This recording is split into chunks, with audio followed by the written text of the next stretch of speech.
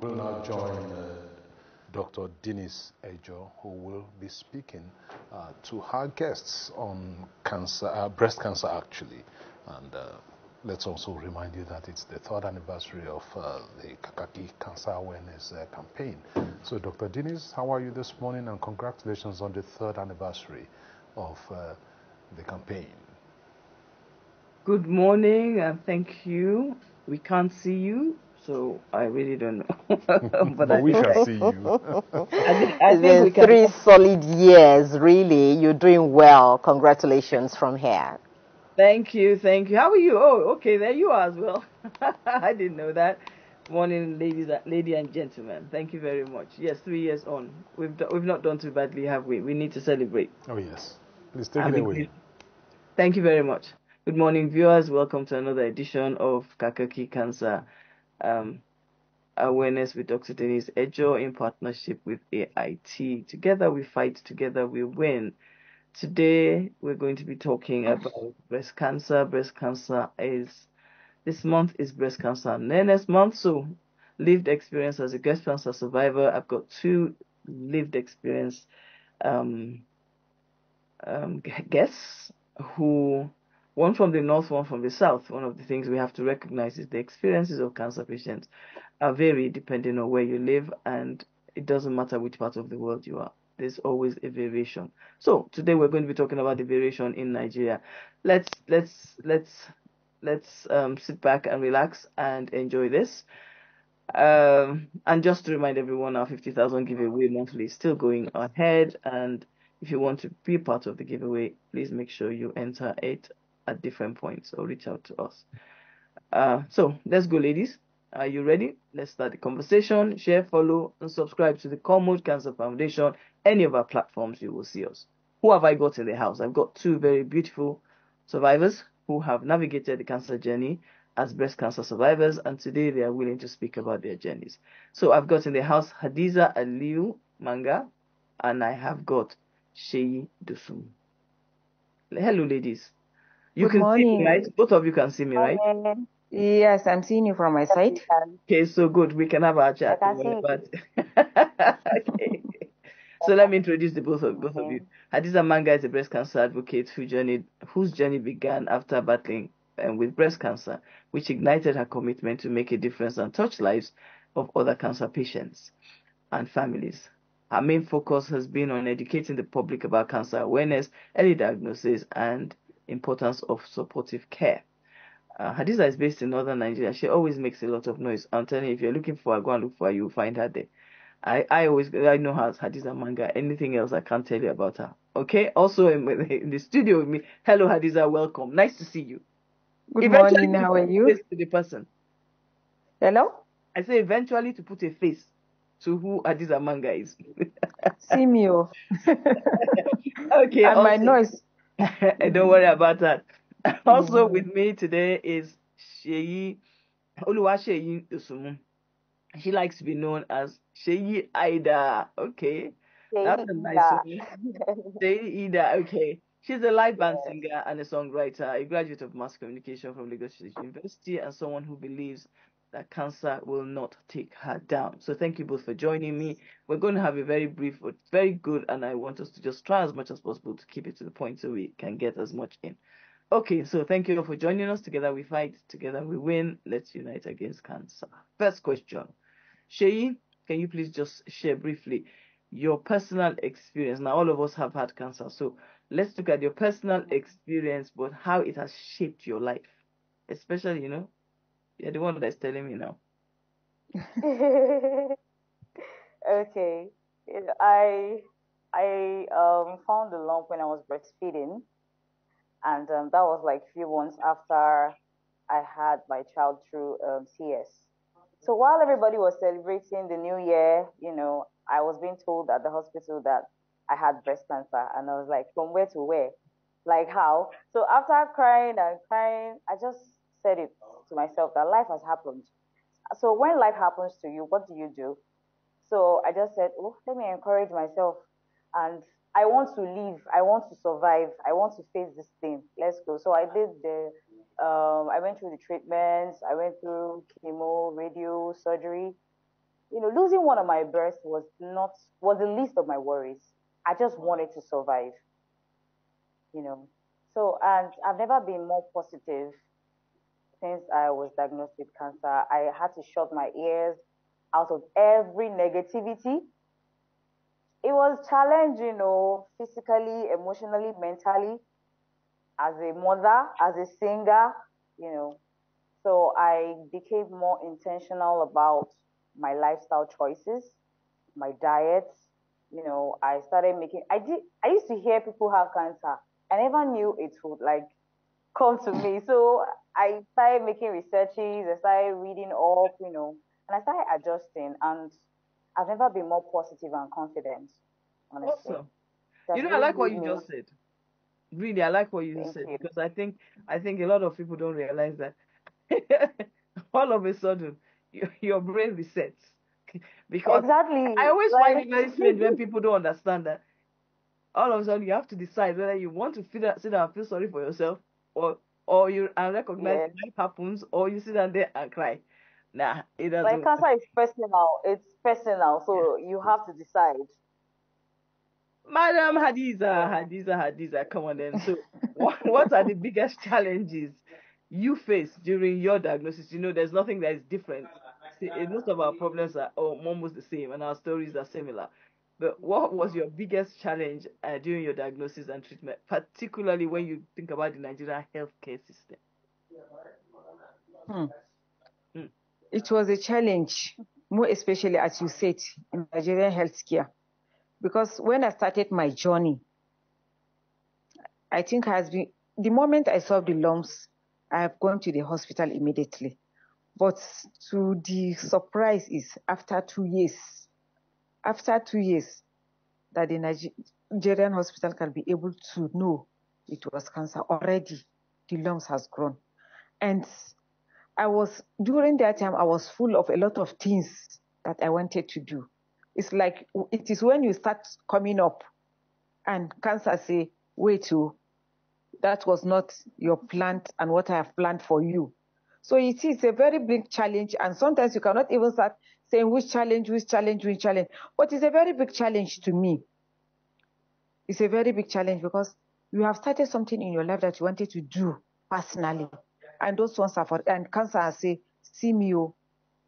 And when you look at the care, more especially the supportive care, and when you look at things around you, people around you, everybody has something doing.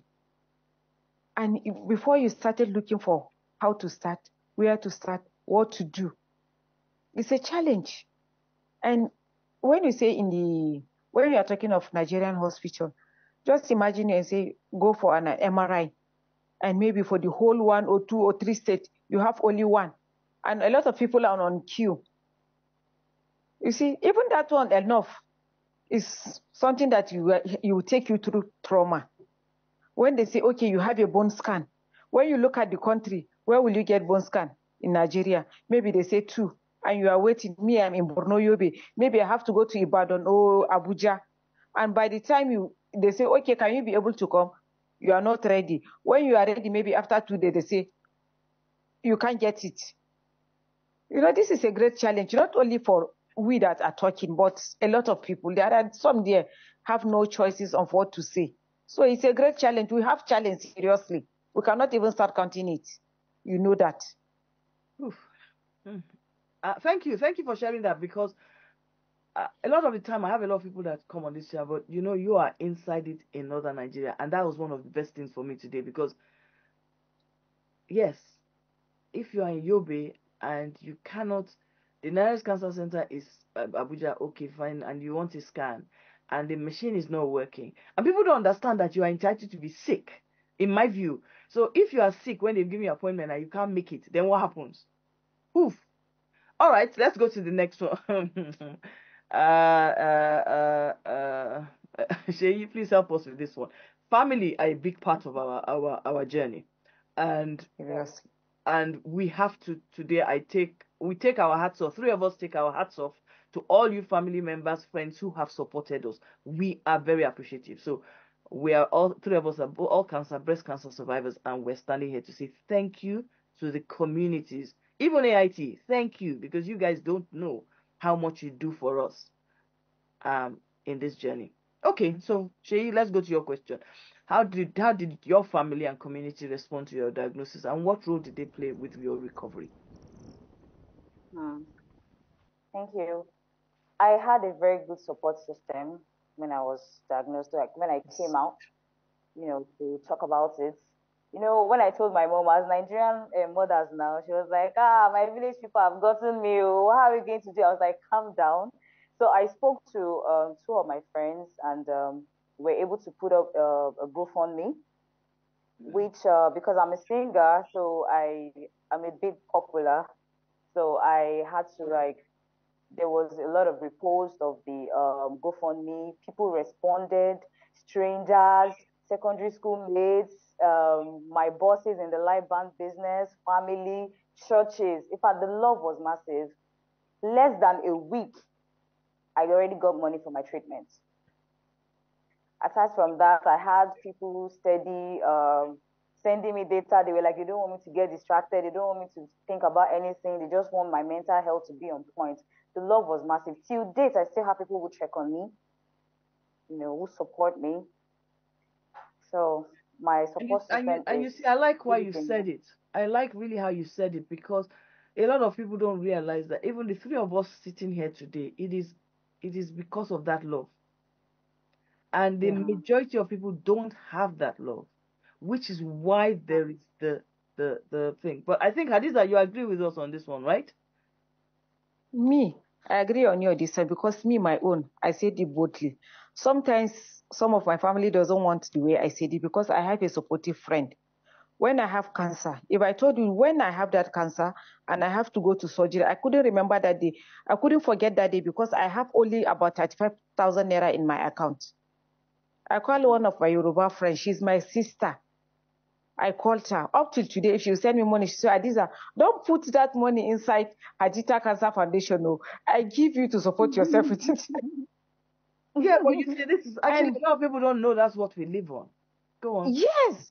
When she said, don't put that money. Even today, if I ask her, sometimes even if I don't have money, I will use that opportunity and call her and say, I beg, send me something. I want to buy something. I want to buy drugs. Later, I will laugh and tell her, the 10,000 naira I collect, it is an ojoro for me. But I know you give me. And my family, they show me love. Love, I have received love from my family. That is the truth. And when you have that love from your family and friends, definitely that trauma, it will not be there. That trauma will not be there. That struggling will not be there. Some family will think of, since if it is cancer, it is very expensive. Don't forget, that 1,000 that you will give to buy a syringe is more important than you say, what will 1,000 naira do?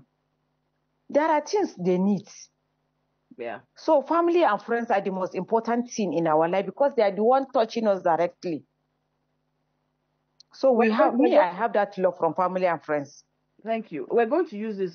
I'm going to use this to anchor this program. And there's a reason. But I want to anchor this program on. I want you to give me 3 things you want the government to do. Because one each. One, you will give one. You give one. I give one. So either government. So you have a choice. You can give government. You can give cancer patients an advice, or you can give NGOs an advice. Whichever. That's it. And let's end it on that. This question is small for me. You say I should answer one. Give me 2 now. No. I've given you the question now. I've told you now. You should now give me something for the government. So you choose. You decide. Yes. I will choose the government side. Okay, good. Okay. Why I choose the government side? Because there are equipment that cancer patients need that we don't have it. Assessing it is difficult. We are happy that Maiduguri has a cancer center, but with the coming of the flood, you see there is a gap. And one machine I want government to try and bring it to this country is PET scan. We have one is private. We have it's not it's private. Yes. We have is private. That is the reality of it. Somebody like me, to be sincere, I cannot be able to assess it. If not, could have assessed it since. But when it comes to government, at least we will have it. Even if it is how much, we know we can be able to assess it. Yeah, I agree with you. Yeah. And that's one of the things I think I pray that the government, whoever is listening, will hear us. Equipment makes the difference in our travel journey and how we Yes. move on and how we access Yes. drugs. Yes. How we access, because without from here now, after I finish this program, I have to go and do a heart scan because of trastuzumab accepting. So I hear what you're saying, and I hope the government is hearing us. The machines are very important to us. The machine are very important. The one for the bone scan too. How many do we have in this? Yes. Exactly. They're very important. Yes. More than a year I'm waiting for bone scan. Oh, wow. Okay, we have to discuss that one again. And Shay, Shay, what do you have to say? Who are you appealing? Who do you want to appeal to? I want to appeal to cancer patients, those that have just been freshly diagnosed with cancer. I'm begging you.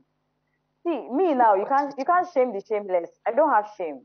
Talking about it is not an issue. My own is early detection is key. Please stop hiding. I need people. When I shared my story on IG, that was when I saw people decided sending me DMs that a doctor advised them to do a mastectomy. They're still thinking. I'm like, you are still thinking about it. So I need cancer patients to please speak out, because that early detection will really do a lot than you waiting till end stage and you are now coming out. By that time is already too late. So please, let's voice out. This is a country where ignorance plays like a very big role, and everybody's trying to hide. Everybody's trying to hide. Please, let's try and come out, and let's stop. And people also, please, let's stop the stigma. Please, let's stop the stigma, because that stigma will make people, hide and say, what will people say? Thank you. So what I'm trying to say, yeah. I like your 2 points, which had to do with stigma. I think that, in fact, I think that we need to go on a mission next year to say no more stigmatization of cancer patients. We need to maybe go on a mission and get posters and stickers, car stickers. No, we don't want to be stigmatized anymore. Cancer, 1 in 2 people have cancer. Why are we being stigmatized? We're not accepting it anymore. I agree with you. And the other one you said is yes. Please, awareness. And for me, who am I going to talk to? The NGOs. The NGOs, non-government, always remember our voice matters. And yes. And some NGOs are patient-owned NGOs. Unfortunately, I'm going to say it, patient-owned NGOs are not funded by private sector because you don't believe we will live. Please stop. Ask us. We are still alive. I'm here 8 years on, and I've been taking chemo for 8 years. A lot of NGOs and organizations out there, we are the voice, and we are the ones that have the experience. We are the lived experience. Sponsor us, and let's all make a difference. Don't just say because they are patients, they are going to die, so forget it. Just give them 200,000. We don't need 200,000. We need to be able to hear our voice to be heard. And to all those patient NGOs, well done. Clap for yourselves. All those of you out there doing breast cancer awareness this month, we hear you. We say good luck as you enjoy yourself. And as we come to the end, I want to thank our ladies for joining me today, and I thank you for a very candid conversation on this program. Well, I'll say together we fight, together we win. Next event is going to be on the International Cancer Week. We look forward to seeing you. Follow us on our social media handles, and also you can find Hadith Cancer Foundation. Is that correct? Haditha Cancer Foundation. Haditha Cancer Foundation. In Yobe State, and she works out of Yobe and Maiduguri State. And also, my dear Sheyi, you will come and tell us where we'll come and dance, because we too, we like to dance. We like to I'm fully ready. I'm ready. Always ready. Alrighty, and thank you all for joining us, and we look forward to seeing you all again soon. Together we fight, together we win. Let's have a fantastic week and enjoy breast cancer awareness this month. And finally, I wanted to say, we want to congratulate our one and only. Can we all congratulate her together? Yeah, Dr. Zainab Agudu. Dr. Zainab Agudu. Yeah. She's now elect. So Zainab, where you are, three of us are congratulating you on your appointment as the UICC president. Well done. Thank you. Make us proud. Thank you. We'll be with you. Take care, everybody, and see you soon. Thank you. All right, Dr. Ejo. Our message is very clear. Together we'll fight, together we win.